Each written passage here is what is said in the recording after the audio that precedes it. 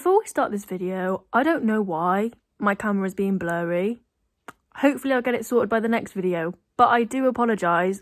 Apologies, and enjoy the video. Hi everyone, welcome back to another week, another video. Please subscribe to my channel if you haven't already, it really helps me out, and it also means that you never miss another video. Firstly, I want to apologise if the lighting goes really weird. The sun is currently rising, and it's probably going to get really funky in a minute. I apologise for not filming a video for a wee while about my prednisolone journey. I just feel like nothing really drastically changed, so there wasn't really much point trying to film like a 5-minute video to just say one thing. The main thing I wanted to say is that now, obviously I was expecting to decrease my dose. That hasn't happened.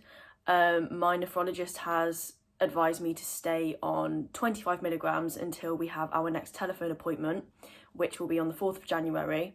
Oh, by the way, it's the 17th of December today. I've now been back on prednisolone for now 6 weeks and a little bit. It's not been too bad. I've been on 25 milligrams for the last 4 of those weeks. So I was originally put back on 40 milligrams, and then like I'm on the prednisolone for my kidney disease, so that kind of all like calmed down a bit after 2 weeks. Then I got reduced to 25 milligrams. If you haven't seen my first couple of videos about when I first got back onto the prednisolone, then do go check those out. I will link those down below. Today's video, I just wanted to let you guys know just how I'm feeling really about a whole range of things. For starters, I was slightly disappointed that I wasn't able to lower my dose anymore, because obviously we all know the longer you are on steroids, the longer it takes to taper off them, as they do stay in your system for a lot longer. So I was kind of hoping that my nephrologist was going to be like, yeah, everything's fine, and like just lower the dose, it's chill.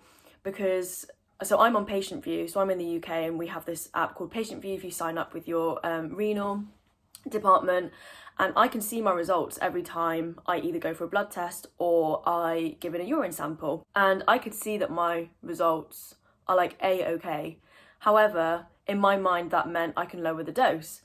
However, in my nephrologist's mind, that's like, nope, stay on 25 for another, I think it would then have been an extra 5 weeks. And I was like, oh, okay then. I feel like for me that was just really, it was just really disheartening, because I don't know if I said in previous videos, but I actually refused to go on prednisolone the first time when my nephrologist suggested to go back on them, because I am steroid dependent for my nephrotic syndrome, which is why, again, I take these steroids. And basically we had agreed when I had my appointment back in October or November, I believe it was, that I would be on prednisolone for around 4 weeks, and then we'll go from there and like basically taper off them. So I thought that was the plan. So in my mind, I was like, yeah, great, I'll be off them by like January, February, but obviously that's not the case anymore, because I'm still going to be on 25 by the 4th of Jan. So hopefully on the 4th of January, my nephrologist can help me taper down off the steroids. I don't know. And I think it is a bit of a risky game, because when I first started prednisolone, I know that every time I got to 10 milligrams, my condition would flare up again, but that was before I introduced a second line agent, and I'm obviously on that second line agent now, so maybe less risky. By the way, guys, let me know in the comments down below if you're watching this and you're taking prednisolone, or if you've taken it before, like how long it took you to taper. I'm very interested. Obviously everyone is different. The last time I was on prednisolone, it took me a good 2 years to taper off them, because my kidney condition just kept flaring up. So I had to keep going back on a high dose and then starting again. But this time it seems to be okay. But I'm very curious as to what everyone is like doing with their own prednisolone story. I was disheartened, but I just feel like that's life. Life goes on. Can't really do anything about it.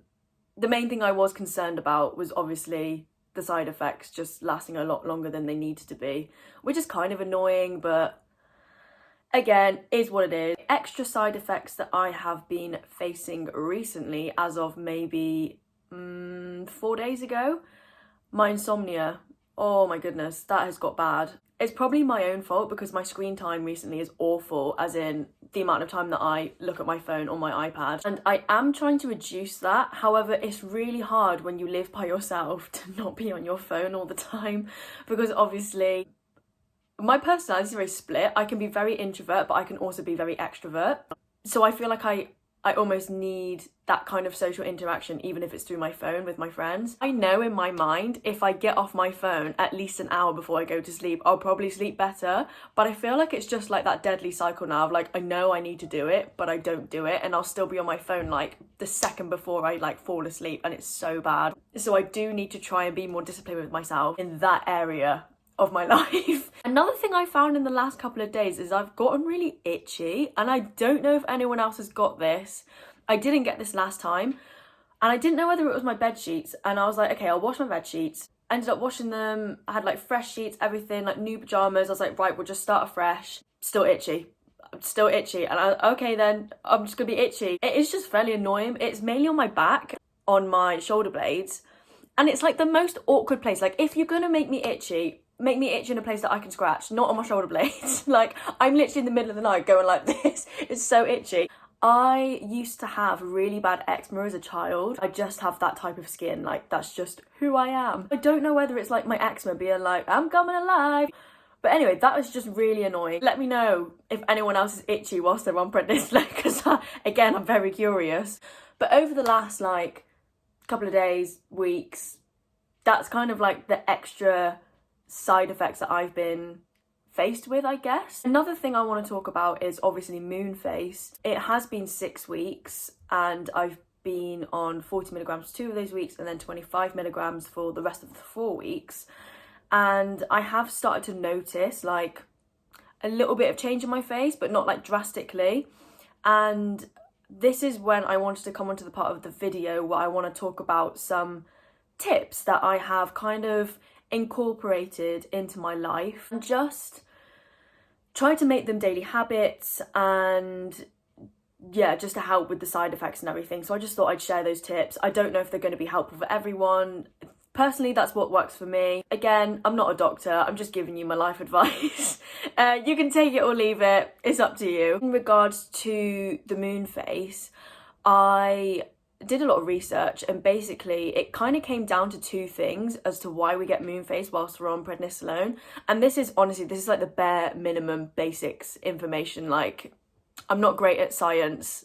This is the bare minimums that I understand after a lot of research, and I love researching. It comes down to your water retention in your face, and also the fat redistribution. I have found that changing up my diet a little bit. So I'm not, just to clarify, I'm not on a diet. I've just changed up my diet, like the actual food that I eat. Like, I'm not on a diet. I never will be, never have been, hate diets, horrible. I have just reduced the amount of salt that I'm eating, the amount of saturated fat that I'm eating, and also the amount of refined sugars that I'm eating. Hi, me again, butting in. So I just want to reiterate that I am only reducing these 3 things in my diet. I'm not cutting them out completely. I'm not avoiding them, because they are still essential as part of a balanced diet. And I know from past experience that by avoiding these completely, it can create a very unhealthy mindset towards food and an attitude towards food, and I've been there twice in the past, and it is a very sensitive topic, and I probably will make videos on them in the future, just not right now. Just wanted to reiterate, these are a reduction of these 3 things, not completely avoiding. So anyway, back to the video.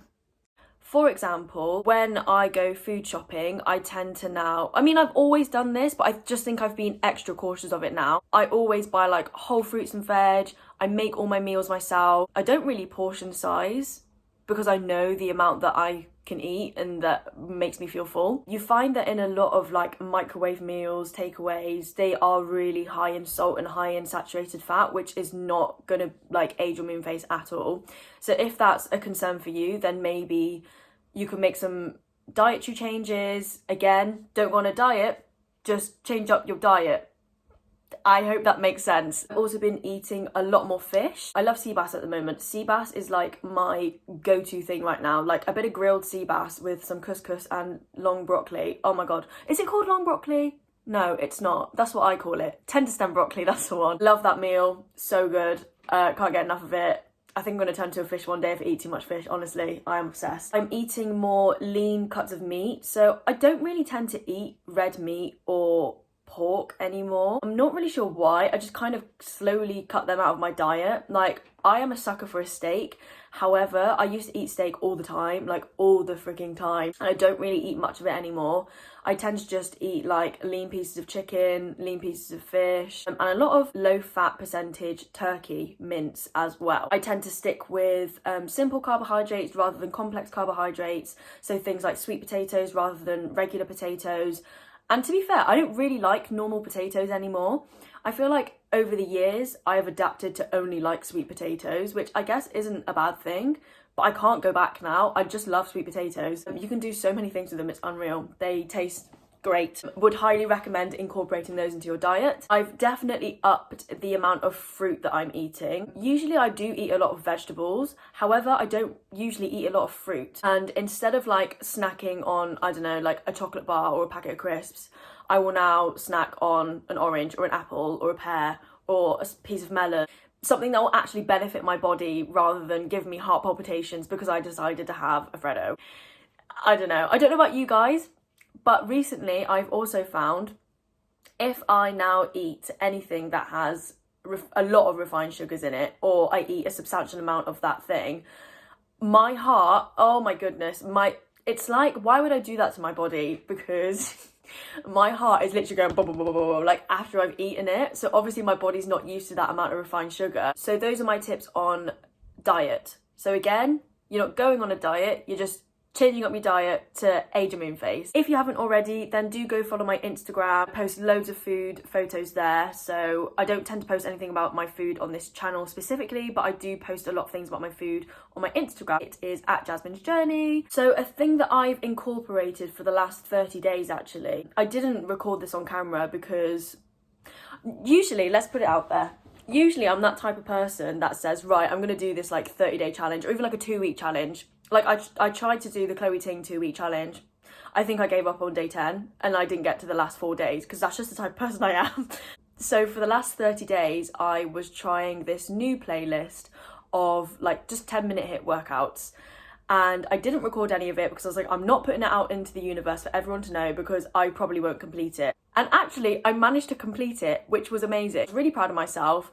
And to be fair, it wasn't even the fact that I was trying to do it for fitness. Half of it was because I was just trying to do it for my own mentality of you can do a 30-day challenge, like you can complete one. Anyhow, the point of that was basically I have found that I will do the 10-minute HIIT workout and then I will stretch. And for me, beforehand when I didn't stretch, I just had a really bad sleep. Like I just couldn't get comfortable. It was horrible. Now I will do the workout and I will stretch and I will use my TheraBand to like stretch my feet and everything. And honestly, like, it's done me the world of good for my sleep. And that has gone to show as well. For the last couple of nights, I've not done the HIIT workouts or the stretching.